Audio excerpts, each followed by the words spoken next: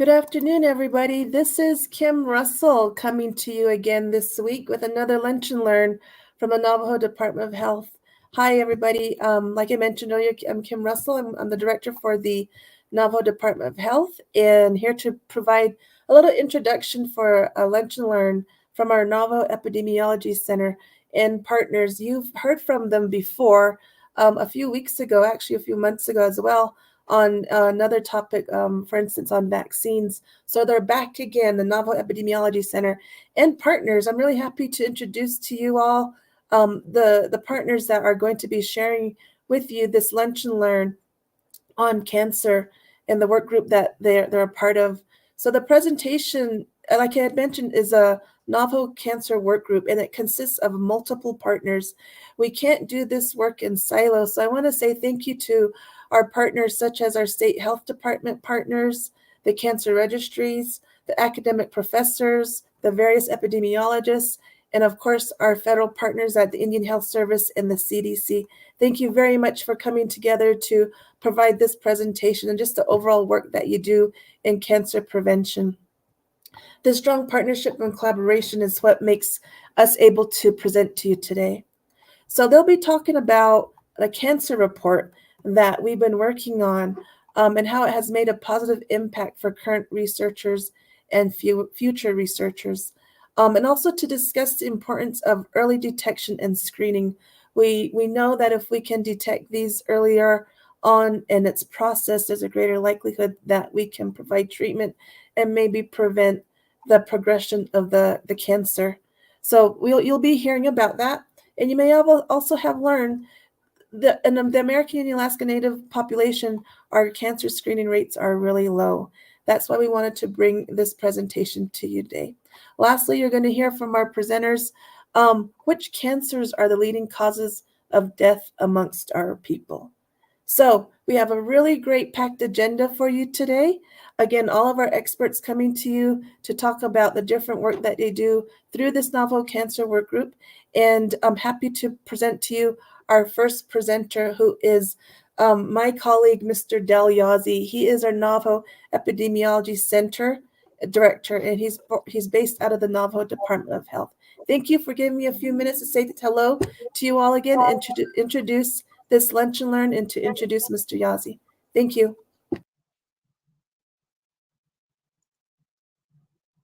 All right, great. Thank you, Kim. Hi, everyone. My name is Del.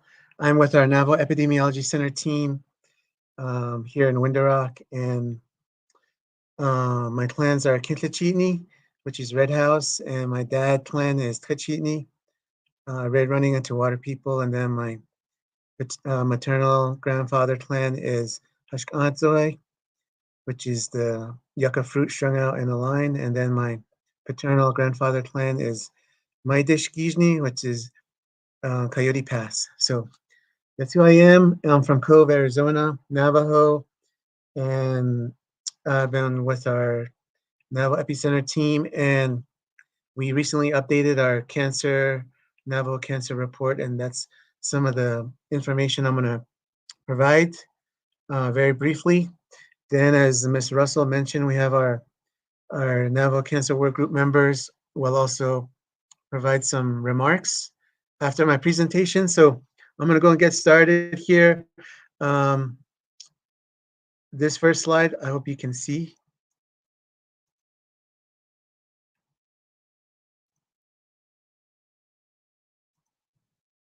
Okay, there you go. So this is our Navajo Epicenter and our work group members' latest cancer report. It's titled Cancer Among the Navajo, and I'm going to cover just very briefly some of the incidents, mortality, stage of diagnosis, and screening numbers, information, covering time period 2014 to 2018. It's a 5-year time period. And I just like to start off with acknowledging our partners from various institutions, from our state cancer registries from Utah, Arizona, and New Mexico. Some of the folks are on the call and will say a few words after my presentation. Also, some partners from IHS and also NAU, and some of our other partners. Also, I'd like to acknowledge some of the funding that we have from the American Cancer Society, as well as IHS. Um, some of the funding comes from that to support this work. So just very quickly, the impact the work group has made over the years. It was established in 1999, and a couple of members from back then are still a part of the work group, and is really to improve the cancer data quality for Navajo Nation and to continue the surveillance work, and also to provide the reports and to inform and educate our Navajo audience, as well as our healthcare professionals, and then our Navajo Nation leaders, and also to engage and empower our Navajo people and communities about cancer prevention. And some of the outcomes from our work is that we've produced three cancer reports, and they all cover over a 20-year timeline from 1994 to 2018. And then we've really cultivated some key partnerships over the years. And then, as I mentioned, the funding that we secured from the American Cancer Society to support our work. And then we're about to launch about the first tribal cancer data dashboard in the U.S. To my knowledge, and we'll be doing that here shortly. It will be public facing, so the public can access this dashboard so that they can see the data for Navajo. And then some of the other things that are under construction is the Navajo Cancer Control Plan that our work group members are working on. It covers a number of areas for the cancer control plan. And then last is this is something that's really important to me, at least, that I'm passionate about, is supporting our own Navajo students who are attending various academic institutions throughout the country, to that we host them for internships, and also support them for their master's thesis work and doctoral dissertation work and research and scientific publications. So all that work is ongoing, and really um, cultivating our own workforce for Navajo and supporting our own Navajo people. So that's some of the work that we're doing as part of this work group. And then, so just very quickly, the methodology for this, the data that we've collected for the cancer report. As you can see here, a little map that has Navajo Nation, that has all the state counties that encompasses Navajo Nation. So Arizona has of course, the three counties that Navajo Nation is a part of, which is Apache, Navajo, and Coconino counties. And then on the New Mexico side is McKinley and San Juan County. And then over up into Utah is the San Juan County. So that's where the American Indian Alaska Native data comes from our state cancer registries, and our partners are able to share that with us. Some of them will probably talk more about it after my presentations, as some of them are on the on the call with us. So just very briefly, that's how we captured the data, and also IHS data as well. So I don't want to leave them out. And then just very quickly, as Ms. Russell mentioned, as far as mortality, causes of death from cancer is the leading cause of death among Navajo females, and then the third leading cause of death for Navajo males, and that's coming from our Navajo Epicenter's mortality report that's on our website. So really, this is a big concern that the females is the number one cause of death, and then the third leading cause of death for Navajo males. And then for the among cancers that affect both men and women, colorectal cancer is the leading cause of death among the Navajo. So colorectal cancer is a big cancer burden for Navajo Nation and other tribal nations as well. So, and then for incidence is basically new cases over the time period 2014 to 2018. Breast cancer is the most commonly diagnosed cancer among Navajo females, and that's part of our latest report. And then for males is prostate cancer, the most commonly diagnosed cancer. And then so here's some of the key findings for incidence. As you see this in descending order, the y-axis with all the different cancer types, and the x-axis is the number of cases. So to start from the top is female breasts, again covering the 5-year time period 2014 to 18, followed by colorectal cancer, kidney, prostate, uh, uterine cancer, stomach, thyroid, lymphoma, liver, pancreas, myeloma, and ovary. So those are in descending order, the top most commonly diagnosed cancers for Navajo. And then this is just a table showing some of there's some good and not so good info here. The green is some good information for Navajo, and the red or the pink is not so good when we compare ourselves to the Arizona, New Mexico non-Hispanic white population. So we have lower rates for males here. Let me start from the top. So on the green side is lung cancer, oral cancer, brain cancer, on down the line. And then for females, we have lower rates compared to Arizona, New Mexico white population is lung cancer, leukemia, brain cancer, breast cancer, and pancreatic cancer.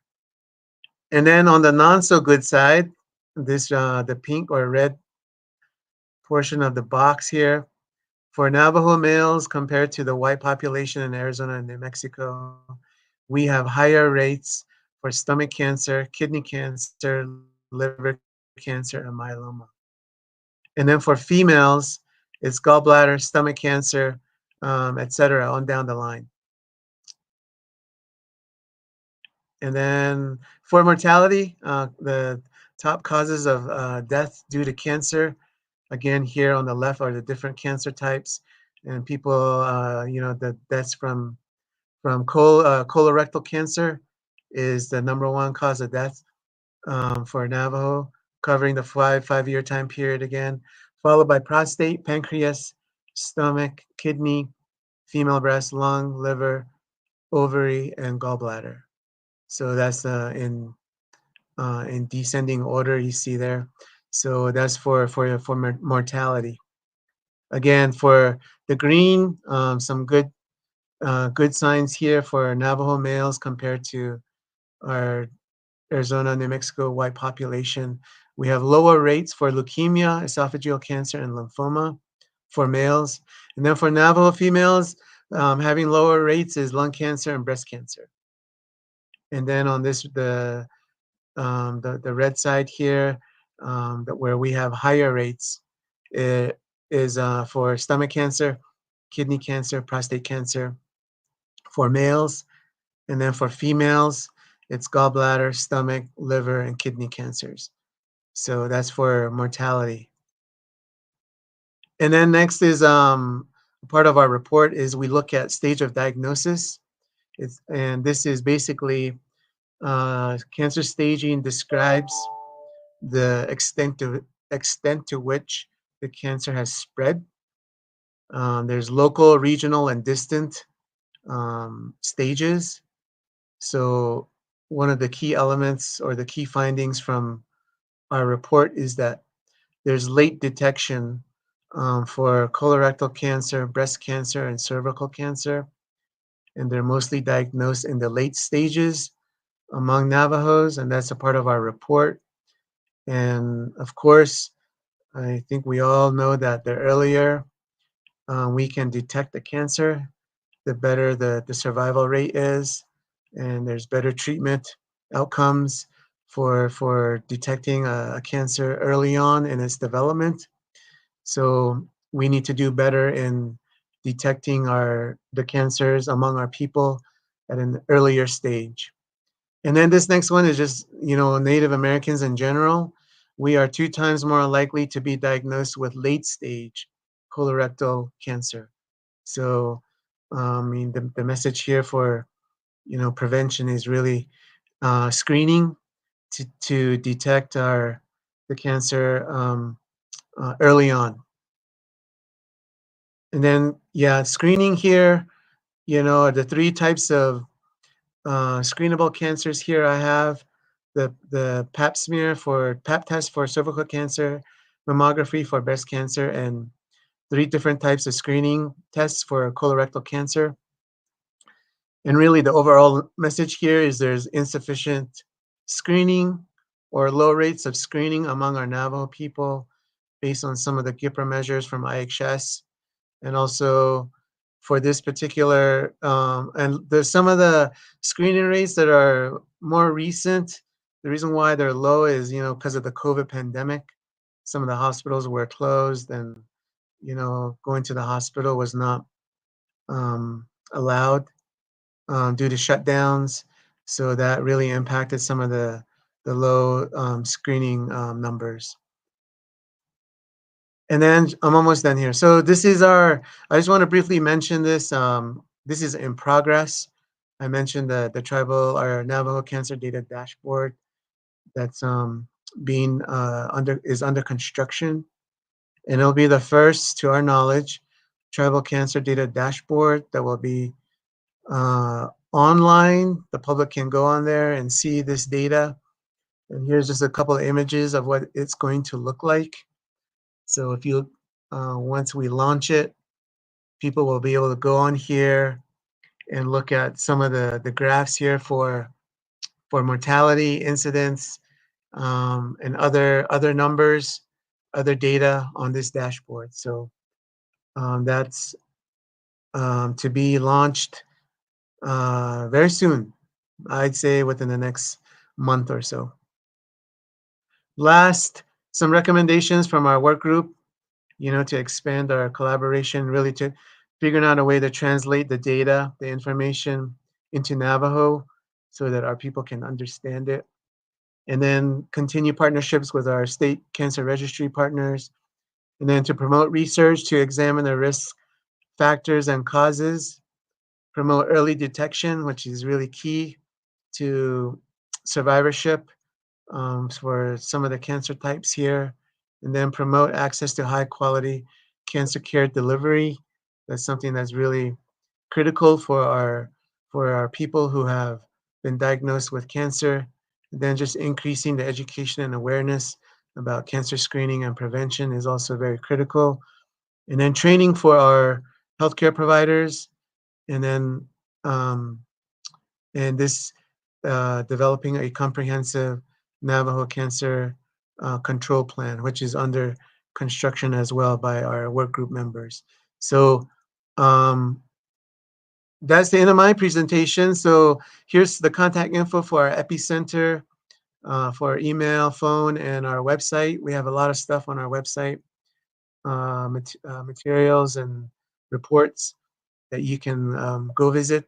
And just an acknowledgement here, some of the funding that we have that's supporting this work. So I'm going to stop here and hand it over to Angela. She's with the New Mexico Tumor Registry out of UNM in Albuquerque. So Angela. All right, thanks everybody. So my name is Angela Meisner and I'm representing the New Mexico Tumor Registry. Dr. Chuck Wiggins, our director, and I are members of this work group, and over the years we've contributed to all of the Navajo cancer reports, and we're very proud to be part of this important work. So the New Mexico Tumor Registry conducts cancer surveillance, so we collect data on every cancer that's diagnosed in New Mexico, and we collaborate with the Arizona Cancer Registry, who you'll hear from shortly, to ensure that data is collected on Native American population in Arizona. We're funded by the National Cancer Institute, and in our contract, we work closely with the Arizona Native Tumor, or the Alaska Native Tumor Registry and the Cherokee Nation Cancer Registry. And nationally, we're really involved in making sure that we're describing the burden of cancer in American Indian, Alaska Native people, and also making sure that we're improving the collection and use for the American Indian, Alaska Native people. So thank you so much.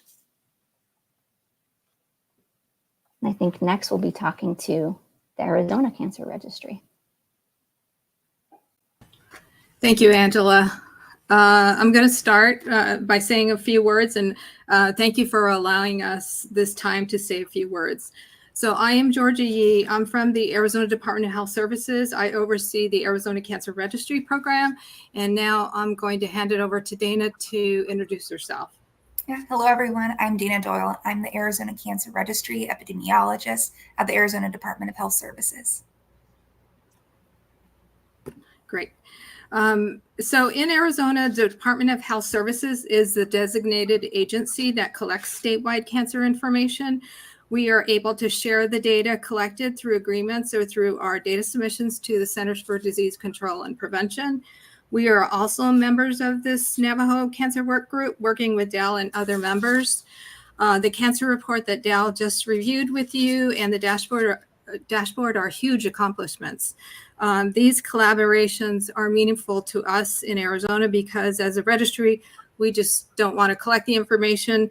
We want to be able to use the information to inform our communities. So we want to congratulate you on this important work that Dell just described. So thank you.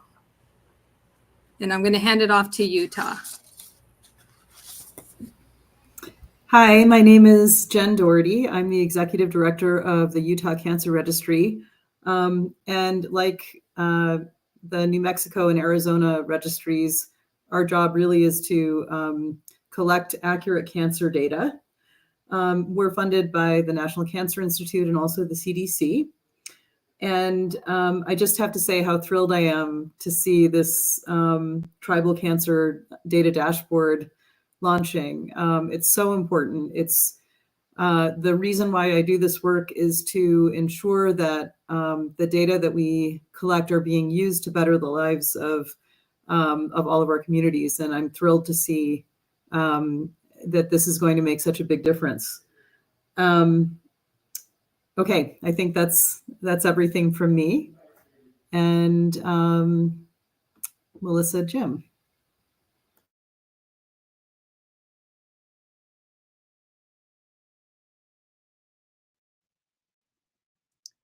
Hi, I'm not Melissa Jim, but I am Jonelle Pete. I am originally from Shiprock.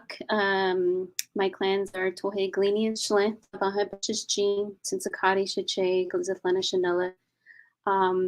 I am a postdoc research fellow at the Fred Hutch Cancer Center here in Seattle, Washington. But I've been involved with the Navajo Cancer Work Group since 2006. And I was one of those members right at the beginning who was really advocating for getting access to the cancer data. One thing that we really found out, what was really inspired us to produce the first cancer report in 2010 was that we really were hearing stories from providers, people from the community who were sharing their stories about hearing about cancer in their communities, about their relatives getting cancer. So, but one thing that we didn't really know at that time was how much is cancer in our communities. So this is where, we knew the stories, we were hearing people's stories from cancer patients, from family members, but we never knew the quantity, the impact, the burden of cancer in our communities. And that was what really, pushed us to produce the first cancer report. So, and it's really exciting to see the timeline, the amount of partners we're able to bring into our work group, the funding that we're able to get to support this work. So this is something that, from my point of view, since 2006 is really exciting to see. Also, I just want to mention too a little bit about the impact of this work. I know Dale mentioned the Navajo Cancer Control Plan. So in 2019, when we produced the first report, what do we do next? How do we turn this data into action was kind of our next, goal with this work. So we worked with a lot of our, at that time, I was working for the Navajo Epidemiology Center. We worked with the Navajo breast and cervical cancer programs, as well as all the tribal health programs with Navajo Department of Health to write our first cancer control plan. So we're still writing this cancer control plan because it's very, it involves a lot of components to address cancer in our communities. How do we control for it? You know, do we have the research capacity or the, you know, clinical capacity to address cancer? So these are a lot of things that our work group is working on.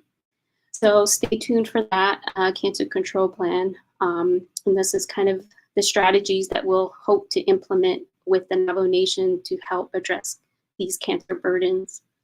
The other piece to the impact of this work is that I am now a cancer researcher. And this was really inspired by this work where I have my own studies to look at stomach cancer among the Navajo people. So I've been leading the Navajo ABID study, the Navajo stomach study in Navajo Nation, where I'm looking at some factors that relate to stomach cancer. And maybe we could learn on ways to prevent, you know, maybe some risk factors to help, you know, reduce the burden of stomach cancer. So I do have a Facebook page if you want to see, but it's the Navajo ABID study. So I just really wanted to share the impact of this work and why I'm really still involved with this work group. So I'll pass it over to Chanel.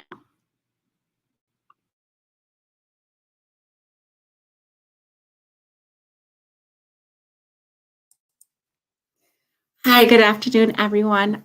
She'eya Chanel Damon Yanshia, Ashihe Yenshla, Belegana Bashichin, Turjini Dashache, Belegana Dashanella, Nejia Sana Adena Shah. Good afternoon, everyone. I'm Chanel, and I'm from Old Sawmill, Arizona. I'm very thankful and grateful to be a part of our Navajo Cancer Work Group. And from all the data that we've been able to share, that the Indian Health Service and the Navajo Epidemiology Center and the Navajo Nation been able to work very closely together these last few years. But prior to that, we had a memorandum of understanding to share data with the Epi Center and with this work group, and making sure that the cancer registries are able to access and share the data that we have with the Indian Health Service and vice versa. So we worked really closely with Chuck Wiggins and the UNM, and then also with this work group. Also, I want to acknowledge, Dr. Christensen to making sure that the memo of understanding still is acknowledged and that the data is able to be shared. And I also want to acknowledge the late Jenny Nota. She worked really hard to share and strategize the numbers that we were getting here at the Navajo area and sharing it back with the Navajo Epicenter. From there, I want to also say that the data definitely tells a story. So I want to share my slides. Hold on one second. In regards to the data that Dell has shared, we see that there are cases of cancer in our community on Navajo. So our communities are seeing cancer, and what do we want to do about it? How are we helping our people? So we are working with the Tuba City Regional Health Center, and we're also working with Northern Arizona University and the Epidemiology Cancer Work Group to host a cancer navigation training. And this is made out for our community members to really help serve our people and get them access to screenings. So some of the cancer screenings can be very invasive. We want our people to know where they can get tested at. So you can get tested at an Indian Health Service. You can get tested at a 638, Fort Defiance, Sage Memorial, Tuba City. Also, all our partnerships across the Navajo Nation should be able to do preventive screenings for our people. So we want to make sure that we are allowing our people to know where to get screening, to make access to screening, to setting up appointments for screening. And so we also want to train our community. So to know when those screening dates are, to know the ages to get screened, So we really want to connect our patients to preventive care. Also, we want to coordinate care. So coordinating and navigating healthcare systems, even when you work in the industry, is very complicated. Even if you go to the Indian Health Service and you might have to get referred out for specialty care, you have to make sure your appointments are coordinated at the next site, making sure you have, the resources to drive and get there. So there's these barriers and challenges that make it hard for our patients because we are in a geographically rural location. So we want to make sure that we are helping with that coordination of care and treatment. We want to make sure that our patients and families have a plan and are able to overcome barriers to access of care. And so we also want to provide our families with additional resources. There are a lot of resources that we have become aware of since we're, hosting this training from Flagstaff, from Phoenix, and we want to really make sure that our community is, again, aware of these resources. The more that we know, the more that we're able to help our family members who may have cancer, who are trying to prevent, the onset of cancer. And so we are having this training. It's August 13th to the 15th.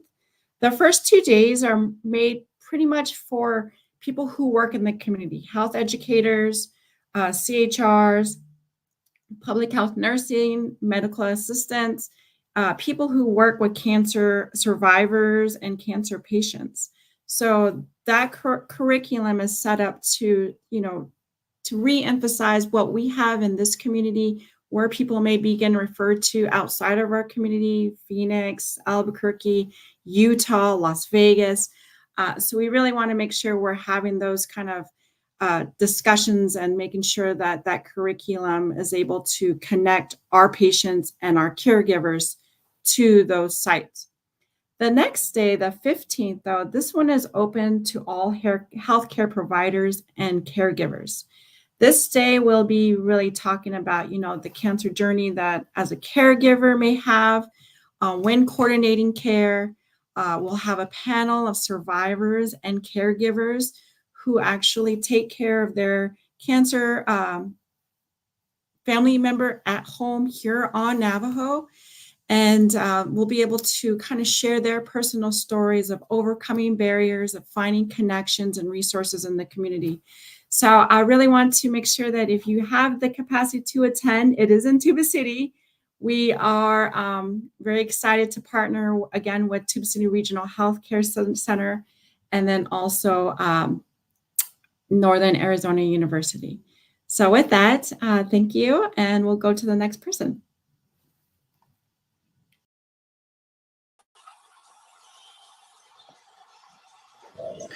Yeah, I'll tell you, my name is Dirk DeHeer. I'm a professor in health sciences at Northern Arizona University. And Callie, could you introduce yourself? Of course, yeah, everyone. She Callie Curly Yunishya, Tetnasak Nianchlan, Do Todachini Dashishin, Kiss Ani Dashiche, Afrokia Ani Dashamale. Hello, everyone. I am a fourth year doctorate of public health student at the University of Arizona. Thank you. And I'll say a few words on our role in this work group. But first, I wanted to express my gratitude to Del Yazzie and Dornell Pete and the Navajo Cancer Work Group members.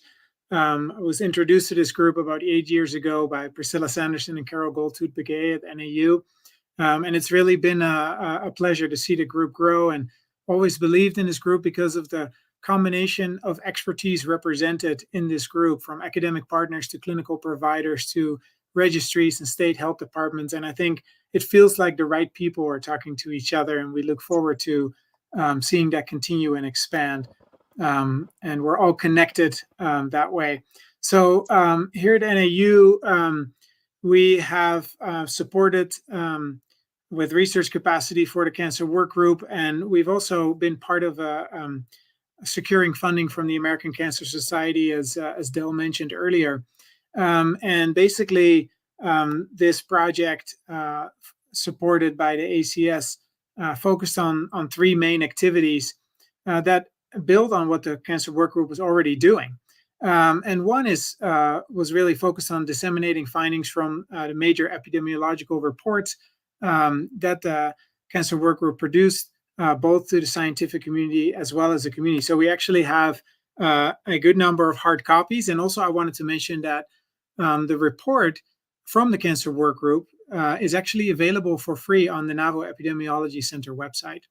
And I think when you start looking at some of this data over time, really some statistics can jump out at you. And for example, one that I thought was really encouraging was that from the previous report, we see that more Navajo women are diagnosed in the early stage for breast cancer, which is very important for good outcomes and treatment. So there's encouraging findings there. The second part of our grant-funded project was to develop a cancer data dashboard. And as Del mentioned earlier, the data dashboard is nearly done and will launch soon. And this is notably the first ever tribal cancer data dashboard in the United States. Kudos to Tex Essity at the Epicenter for playing a major role in developing it.